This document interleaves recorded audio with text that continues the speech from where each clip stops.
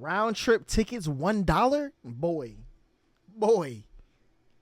Listen, I'm about to hit a lick, get a time machine, and I'm going back to the 1990s. The 1900s, and I'm balling. Probably not, because I'm black. They not letting that happen. We're going to look at 3 places you can't go. Hold up, this man, hey, Mr. Ballin been in here doing his, what's it called, New Year's resolutions? My man getting a little slim there, no and cap. People who went there anyways. But before we get into those stories, if you're a fan of the strange, dark, and mysterious delivered in story format, then you come to the right place because that's all we do, and we upload once a week. So if that's of interest to you, please sneak in to the like button's house in the middle of the night and burn several bags of microwave popcorn. Also, please subscribe to our channel and turn on all notifications so you don't miss any of our weekly uploads. Top 3? We doing top 3. We doing top 3. Today's stories.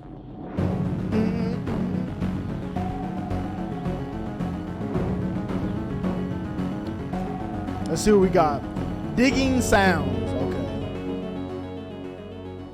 On February 15th, 2004, 2 police officers drove down a quiet street in a little English village called Murrow, and they pulled over. Listen, England already too far. We're not going there, big fella. In front of this little brick bungalow. Earlier Several that bags day, is crazy. A neighbor who lived on the street had called the police to report hearing a strange digging sound coming from inside of this bungalow.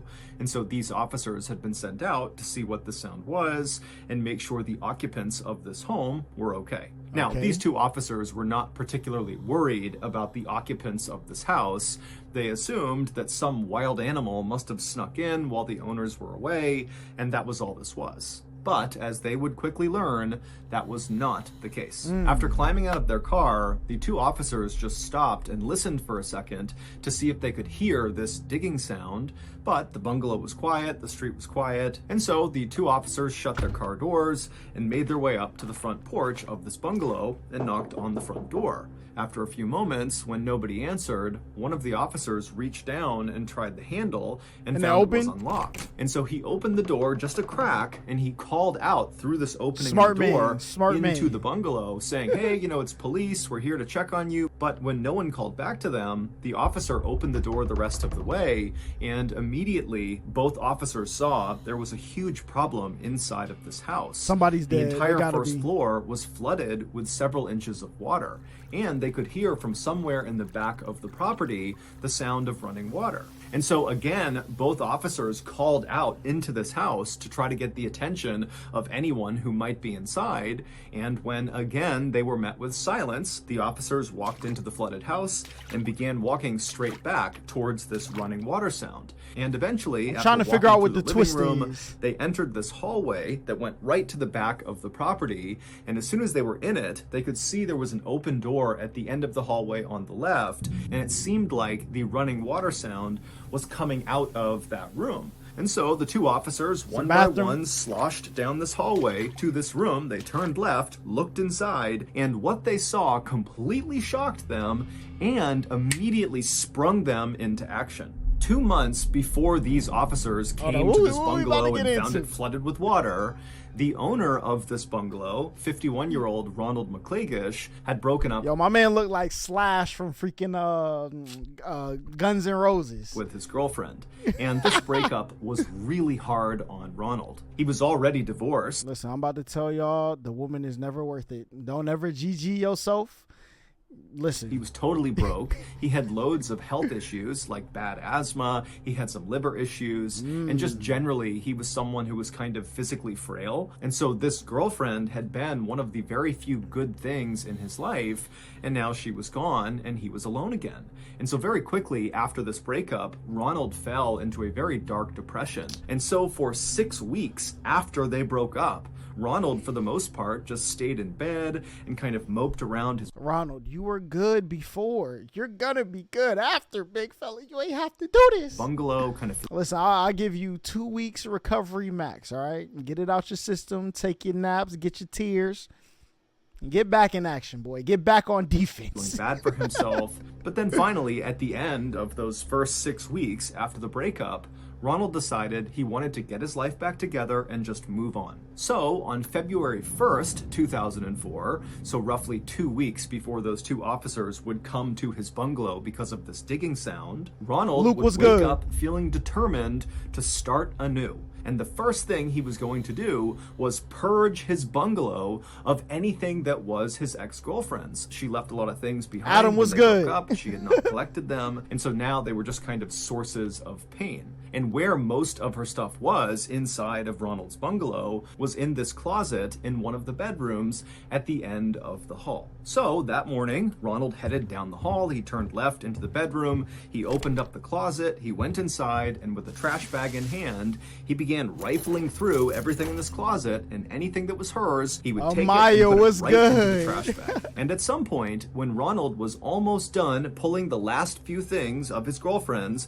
out and into the trash bag, from behind him, he heard this strange sound coming from the bedroom. It sounded like wood bending or creaking, but before he could turn around to see what the sound was, the door to the closet he was in slammed shut with incredible force, and suddenly Ronald was trapped inside of this closet in total darkness.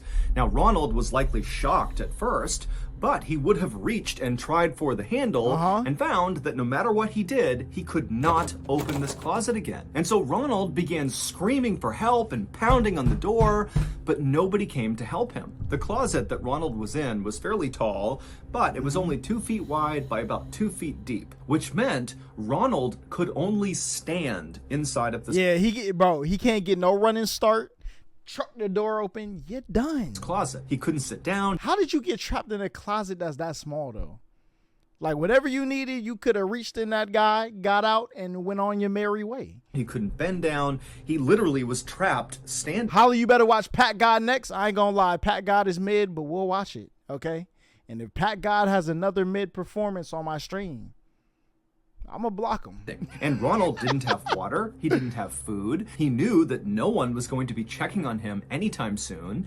And even though his bungalow was kind of small and shabby, it was built out of brick. And so the likelihood that his calls for help were penetrating outside loud enough that people could hear them and that they would come in and rescue him was pretty slim. And so at some point that evening, Ronald realized he needed to do something different if he was going to get out of this closet. And so above him were a series of pipes across the ceiling. And so he reached up and he grabbed one of them and he broke it off. He was likely thinking that with this pipe, maybe he can burrow a hole in the wall and crawl through to another room, or maybe he can punch a hole in the door and somehow unlock it, or at a minimum, with the metal pipe, smashing it against the wall or the door would be louder than any noise he could make by yelling. However, the second he broke that pipe off the ceiling, something horrible happened. The pipe he broke was a water pipe.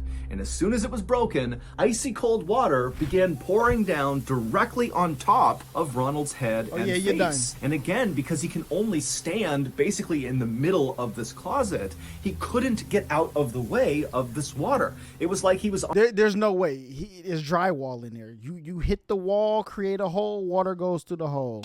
Problem solved. Under a waterfall and couldn't go anywhere. And so he likely tried to ignore the water and tried to use the pipe and screamed and do anything he could to get someone to know he was in here, but no one could hear him. And so it was like he was being tortured with this freezing water, and he's in this tight claustrophobic space. It's total darkness and he's totally panicking. And for days and days, that would be Ronald's nightmarish reality. But despite how terrible his circumstances were, Ronald continued to use that pipe to both smash the walls to make loud sounds. He also began burrowing into the walls, trying to make a hole. But Ronald was getting weaker and weaker. He became very sick. And also, because the water was constantly hitting his head and face, his skin got so saturated that literally his skin started falling off. It basically opened up into these sores and began to sag, and the water just began brushing his skin off. And so finally, after about a week of being trapped in this closet in these terrible conditions, Ronald realized help was not going to come in time,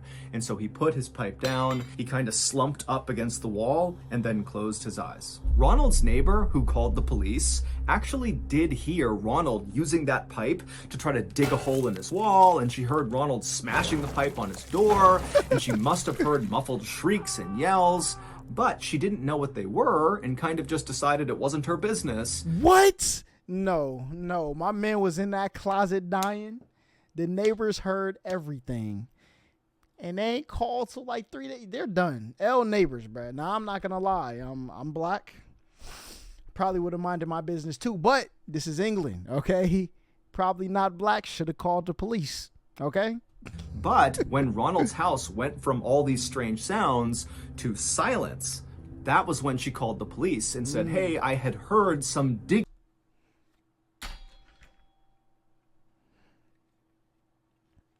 Let me put my glasses back on, all right?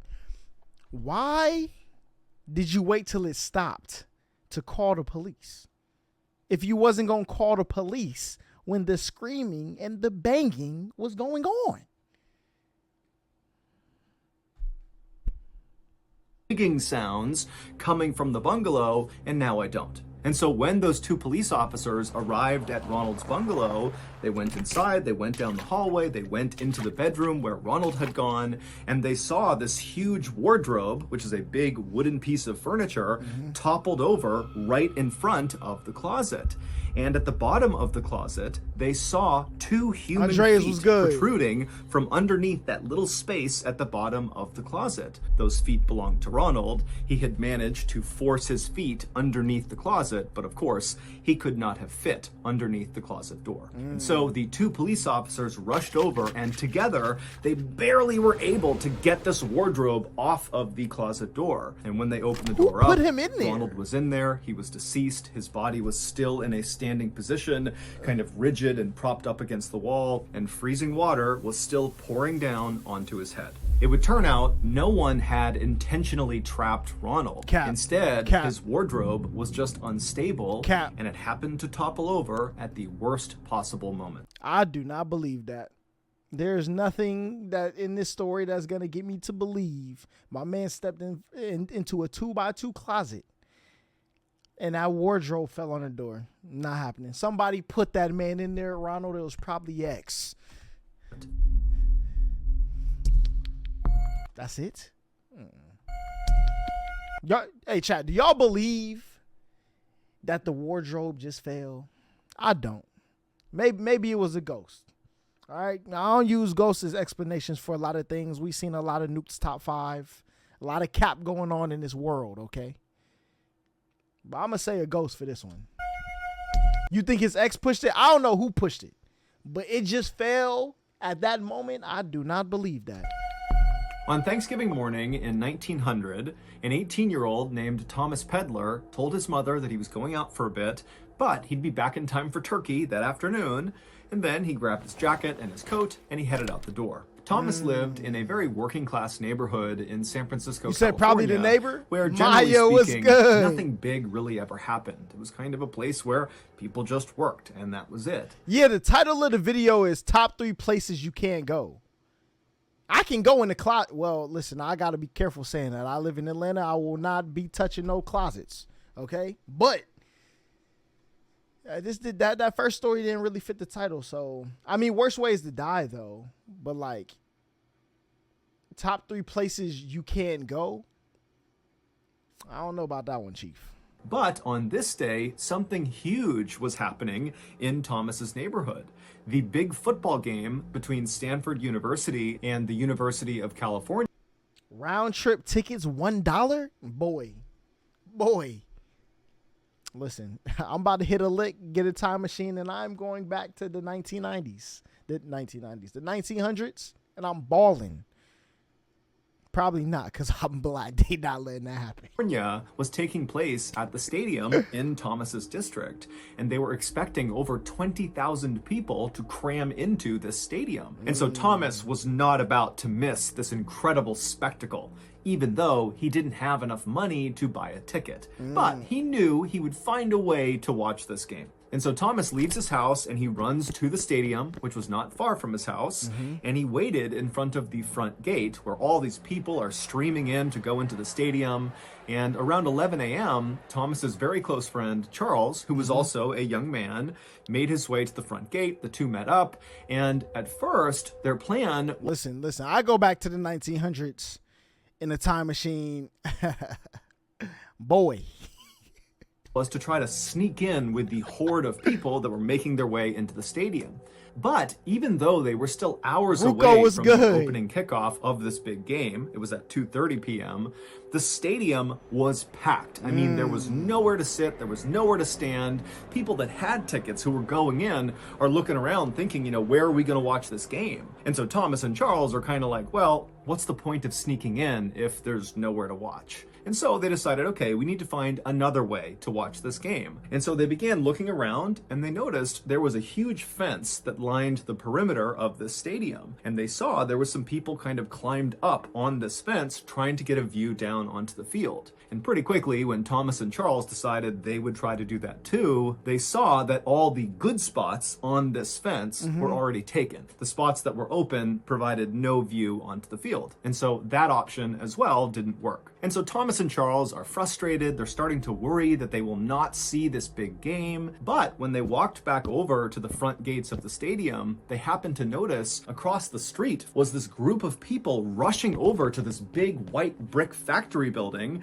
And they were literally placing ladders up against the sides of this building and beginning to climb up it. I mean, this is a 5-story building and they are just basically free climbing the windows and the fire escapes. And Thomas and Charles realized that the top of this factory was flat and provided a perfect view down onto the field. And so they wilding though. I'm not getting up they're there. Trying to get a good seat to watch this game. And so without any hesitation, Thomas and Charles decide they're going to do that too. So they left the stadium, they ran across the street, and they began climbing up the ladders and climbing the windows and the fire escapes until finally they made it onto the roof, 55 feet off the ground. And when they got up there, there wasn't that many people. And so Thomas and Charles were able to run right over to the front edge of this building and claim a spot with an absolutely perfect view of the game. A couple of hours later, at 2:30 p.m., when the game actually started, the rooftop that Thomas and Charles were on was now completely packed with people. Hundreds of people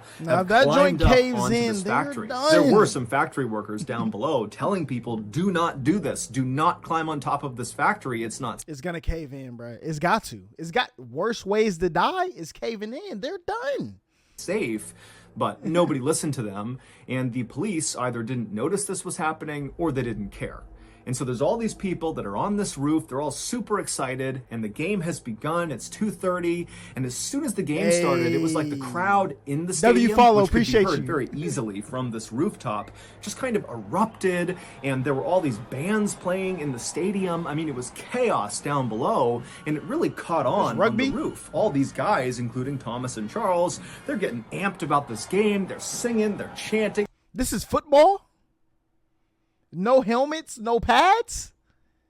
Yo, the CTE back then was crazy. Guys, including Thomas and Charles, they're getting amped about this game. They're singing, they're chanting, they're screaming, they're yelling. I mean, it's total chaos, and Thomas and Charles loved it. But about 20 minutes into the game, as Thomas and Charles are enjoying themselves and the crowd is still going wild, a dull cracking sound could be heard coming from one side of this roof. And so Thomas and Charles they kind of spun around to see where this cracking sound had come from. And when they began looking out across the sea of people, they noticed on the far side of the roof, it started caving in. Come from, they could see people scrambling to get off the roof. But before Thomas and Charles and the other people around them who were watching this happening could figure out what was going on, there was a much louder cracking sound, and suddenly the floor underneath Thomas, Charles, and everybody else collapsed. And immediately, people on this roof fell all the way to the bottom of this factory, 55 feet below. There weren't loads of floors inside of this factory. Instead, it was basically just one big building, 55 feet high, that housed this brick structure right in the center of the factory that was almost as tall as the entire factory. It was almost like the factory was a shell around this brick smaller structure right in the middle that was like 40 feet tall. And so after the ceiling collapses, Thomas, he falls, but miraculously, he lands on a wooden beam that stretched across the entire factory, like a support beam, and he grabbed onto it, saving himself from falling all the way down. And so Thomas, he only fell maybe 5 feet, so he was okay, but he didn't have a great grip on this beam. Holla, he was holding on, but just barely. And so Thomas, he turns and he's looking around at what's happened below him. Look up Unit 731, and he's hearing the sounds of people running around trying to help those who have hit the ground on the bottom. And Thomas immediately... Hold up, what did he just say? Of people running around at what's happened below him, and he's hearing people screaming, and he's hearing the sounds of people running around. Oh, people running around. Look, if I fail and I survive, listen, survival of the fittest. Y'all better, look, I'm nursing myself back to hope. Y'all better hope somebody comes in here. I'm trying to help those who have hit the ground on the bottom. And Thomas immediately begins scanning for Charles, and he finds him. Charles was one of the other fairly lucky people, at least in Thomas's mind. Charles seemed lucky because instead of falling from the roof all the way to the ground, Charles and 15 or 20 other people had fallen right onto that brick structure that kind of made up the main part of this factory. And so Charles had only fallen maybe 10 or 15 feet onto this structure. And so Thomas is thinking, oh, Charles and these other people, they've survived this fall. They're okay. However, the roof is about to start falling. Come on, man. Predictable. The second Charles and the others, who supposedly were saved by landing on this brick structure, the second they hit that brick structure, despite not suffering catastrophic injuries like broken bones and horrible internal injuries, these people on the brick structure began letting out these primal screams, these just horrible blood-curdling screams. And as they did, these loud popping sounds began coming out of their body. It was... No. Nah, son. And then their bodies began contorting forward, almost like a bug rolling up onto itself. It would turn out this factory was not a normal factory. This was a glass factory. And in order to make glass, you need to heat sand and some other chemicals up to extraordinarily high temperatures. You need a furnace that can literally burn hotter than lava. And so that brick structure that was housed in the middle of this 5-story tall factory was a glass furnace, and it was on. And so even though the inside of this furnace was the hottest... See, didn't the factory workers tell them not to climb up there? This is why you listen to people when they talk, bruh. If they are specialists on this building, they telling you don't go up there, and y'all chose to. You're done. Place. It was over 4,000 degrees Fahrenheit. The outside of this furnace... 4,000 degrees. Listen. You turn the shower all the way to hot, I'm not touching it. And that's nowhere for... Listen, I'd rather have just fell in the furnace. Touching that brick, boy, I know they was melted. Where Charles and the others had landed, believing they were saved from this 55-foot fall to their death, was still extremely hot. So hot that the factory workers couldn't... Fell down, people. Landed Tyson chicken nuggets. They're done. Even go near the furnace, even with special equipment on. The way they worked with this furnace was with these long metal pokers. They would work the flames and the glass at a distance. And so the instant that Charles and the others landed on the top of this furnace, they began to light on fire. Those snapping sounds that were coming out of their bodies was the sound of them instantly igniting on fire. And so Thomas and the others who had initially survived this horrible collapse watched as Charles and the others shrieked and shrieked, and their bodies continued to contort, and they continued to burn and smolder. And Charles, actually, he would roll up so tightly that his body began to roll down the curved side of this furnace, and at some point his body slipped into a crack in the furnace, and he actually fell into the flames inside. Oh, he's GG. Goodbye. Around the time that Charles went silent. That boy was a boiled egg. and the others They mean, well, what's he, boy? What is he supposed to say? stopped shrieking. If Charles survived though, listen. If you don't believe in miracles, you better believe in one today. A number of people just out on the road heard the commotion and they came inside, and one of them was Thomas's father. And in a terrible twist of fate, he actually looked up and saw his son clinging to the beam, Thomas. Posture checker was so good. hot inside of this factory that Thomas was sweating, he was losing his grip. It was really hard to hold on to this beam, and his father watched as Thomas. All right, Major. If we have any more ball jokes in these comment sections, you're gonna have to drop your location, and we're gonna have to 1v1. Talking about look at the top of your head first, boy. You're done. Lost his Matter of fact, just go ahead, DM me, send your address, meeting time, and I'm gonna be there. grip and fell the 10 more feet down onto the furnace exterior. He landed feet first, then he fell onto his stomach and his face. He immediately ignited on fire, began shrieking, and then went silent. All told, 23 people would be killed during this roof collapse, and dozens more would be horribly injured and disfigured. This collapse goes down as one of the very worst disasters in sports history. However, on this day, I think I heard the of this crowd story, though, inside the before. stadium was so caught up in the game that they actually didn't notice this horrible tragedy taking place just 100 feet away from where they were. It wasn't until the end of the game, when the winning team's fans carried their players in this kind of spontaneous parade out of the stadium to celebrate, that they walked out onto the street and saw all these burnt up, rolled up corpses of the people who had landed on the furnace. The mayor. In April of 1979, a 69-year-old woman named Monica Myers was appointed mayor too of a close little to village Michael called Myers. Betterton in the U.S. state of Maryland. Betterton used to be this very fancy resort town on the water where people from Baltimore and Philadelphia would come there for vacations. They had fancy This one's in America, chat. If it's haunted or something, we're going. hotels and restaurants and shops. But by the time Monica became Betterton's mayor, Betterton had kind of gone downhill. People had stopped coming to Betterton. All the hotels shut down or were abandoned or burned down. The summer homes of the rich people from the big cities, those got sold off. And down at the beach, all these glamorous boardwalks literally just kind of crumbled into the sea.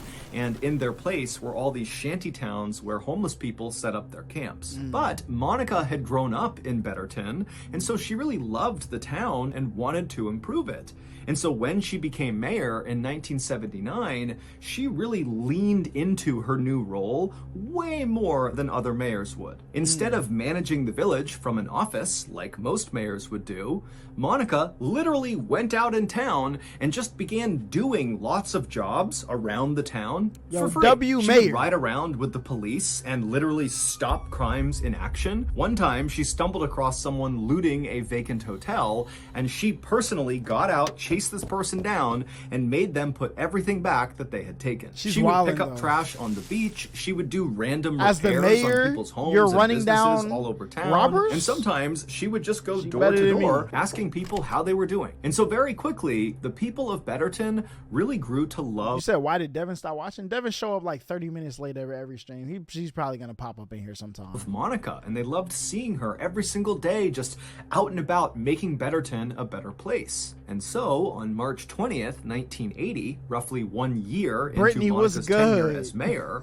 it was immediately noticeable to the people of Betterton when Monica was nowhere to be seen. That day, she did not go to the police station in the morning like she normally did. She was not seen at the beach doing her trash pickup, and she didn't knock on anybody's door. And so by mid-morning that day, the people of Betterton, all 120 of them, were basically out in force looking for Monica. And at 11:30 a.m., the police in Betterton got a call about Monica.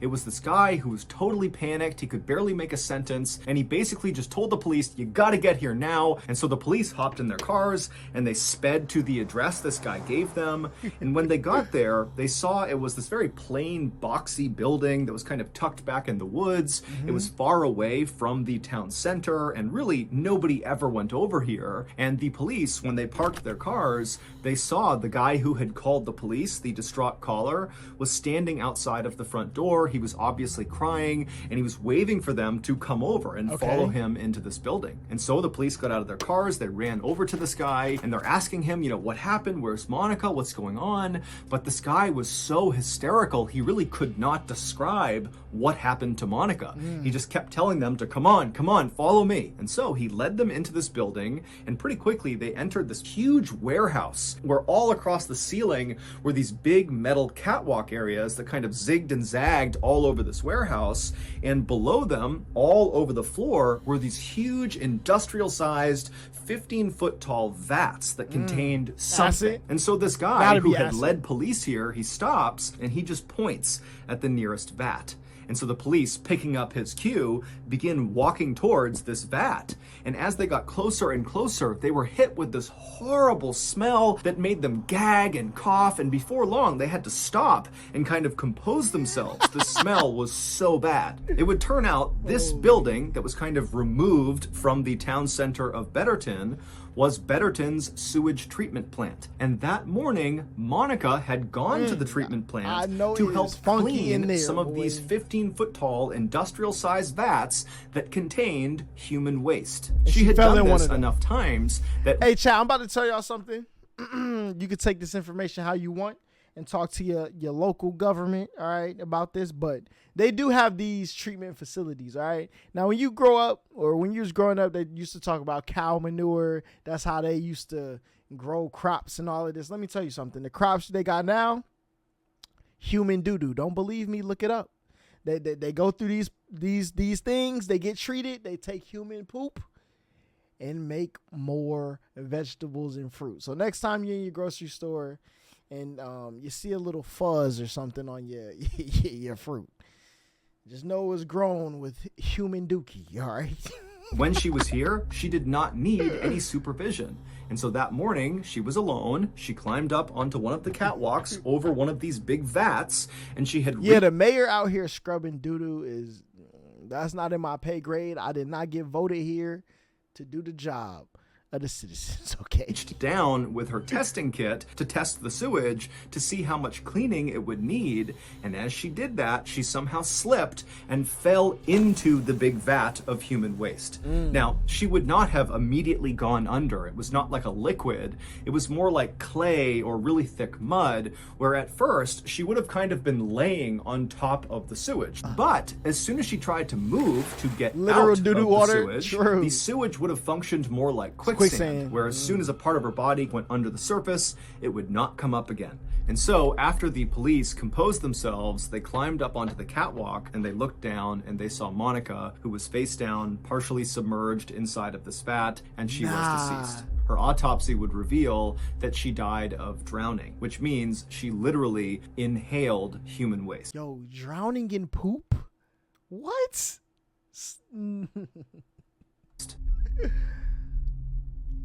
Just imagine what that tastes like, bro. At least like you're drowning water, you're drinking salt water. It's a little tanky water. This? You should have never stepped out there, Monica.